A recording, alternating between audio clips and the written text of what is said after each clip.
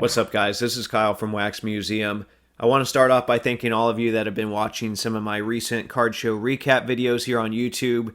Something new I'm trying. I'm still trying different things with these videos, but as you can see here in this one, I'm loading up a vehicle, and there was a lot more that I loaded than that, but I'm not going to make you watch that. But that's because I'm setting up at a show, which doesn't always happen. The last few, I think I've just been a buyer. So it's nice to actually set up, and it changes my perspective on things. So this was the Collector Con in Tampa. As you can see here, it was at the Tampa Convention Center. There's an outside shot of it. I want to show you an inside shot as well because this was a new show. So it's a new venue for cards. Here is kind of the calm before the storm. You can see all of the dealers setting up. Tried to give you a good idea of how many tables were in the room and what the spacing looks like in the room. If you'll notice in the aisles, there is plenty of space in the aisles. And that's always going to be a big thing because I feel like the Bay Area Card Show, even though I like that show a lot, it's really hard to get around some parts of the room, let alone see the tables. It's just hard to get around the room. Well, this show had plenty of aisle space, which is always a good thing. And here on the side, there's, even more space, which I don't know if that's so typical. And then even when you came in, there was a little setup here with some games, and there you've got HGA grading. There wasn't a huge grading presence there, but at least the companies had, some representation, whether they were actually taking cards or not. To the best of my knowledge, I don't think anyone was really taking cards in at the show, but at least they were there. At least they had some kind of representation. So in this video, I'm just going to kind of run you through both of the days I was there. I was there Saturday and Sunday. So first I'll start off. Here's a couple of short videos of my setup. So you can see I had one table. A friend of mine was set up right next to me, which is nice because then, you can go to the bathroom, you can walk off and shop a little bit and do what you have to do. I kind of try to divide my stuff into sections here. So I have a showcase, which, really isn't that fancy. It's like $35 and up. I have some cheaper stacks in the middle, which were very popular. And then I have the binder cards here at the end, which that could be anything from a quarter or in some cases, I'm trying to sell stuff by the binder. Here's a shot of just some of the, miscellaneous cards I have. I try to have a football row. I try to have a basketball row. And like I said, I want to have something for everyone in every price point. If you watch some of my recent videos, you might have seen, I picked up a big lot, had a lot of Jordan cards in it, and I disclosed my plans on, how I was going to sell those cards or what I was going to do about them. I put all the Jordan cards in this binder here. I said, you know what, I'll be happy if I can get $50 out of it or anything close to that. Well, I got 40, so I was pretty happy with that.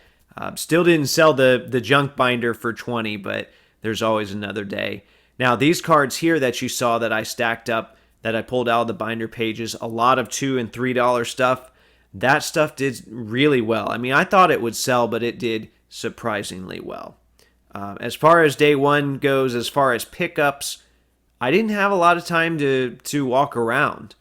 It was mainly, I was kind of stuck at my table, so I grabbed two things from the same seller. This first one is a Kevin Garnett final cut, die cut, numbered card, serial number to 100. Those are very tough to find. And then the second one is this Hakeem Luminescent. So, everyone said, well, you should probably finish, get the other two pieces that go with it. I would love to.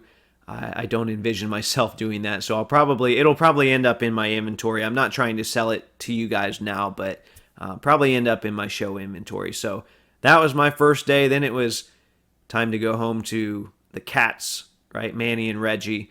They, as always, were happy to see me. They were sitting there waiting for me. So I figured you would love to see them there as well. So here's another shot, a very familiar shot, right, of me loading stuff in the car because that's kind of what it's like setting up at a multi-day show. You can leave some stuff there, but you're really carrying things in and out, in and out, in and out.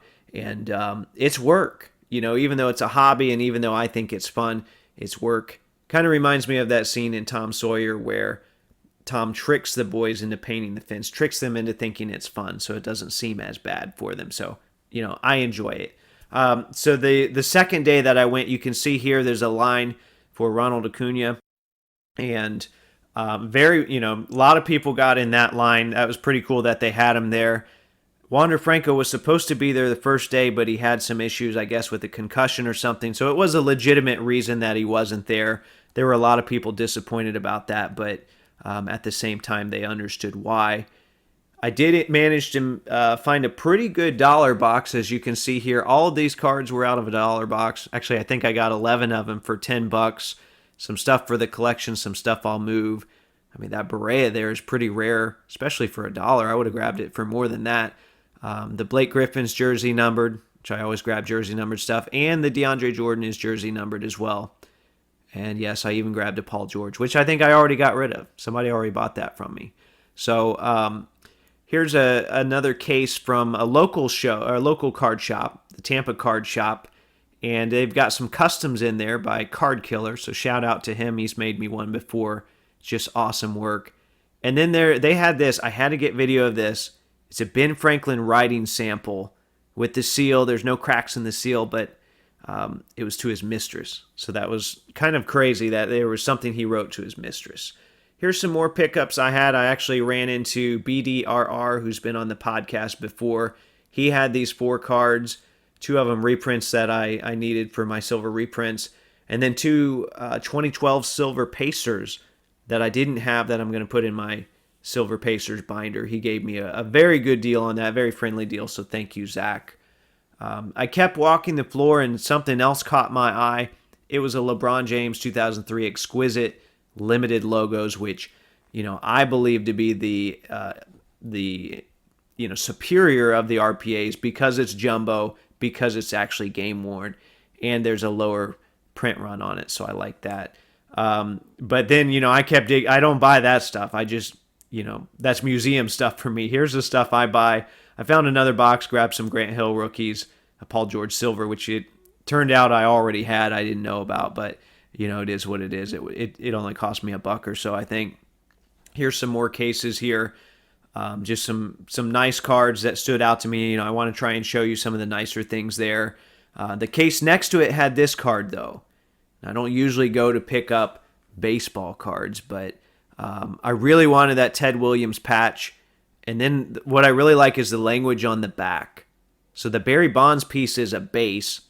That's from the 2001 All-Star game at Safeco Field. And then, of course, it mentions that the Ted Williams patch was game used. So overall, just a really enjoyable show. Day 1 was very busy for me as a seller. I couldn't walk around and really buy anything. Day 2 was a lot slower. Day 2 was really slow. So I actually got a dig, which I like, because I still want to be a customer as well. I know there was a goofy video circulating on social media with like a shirtless breaker and a guy chugging beer and some crazy things going down. That wasn't my experience at this show. That was one isolated incident that apparently happened, but overall a great show, great vibe at the show. Very happy to be there and look forward to going again. Anyway, thanks for watching and I hope you enjoyed.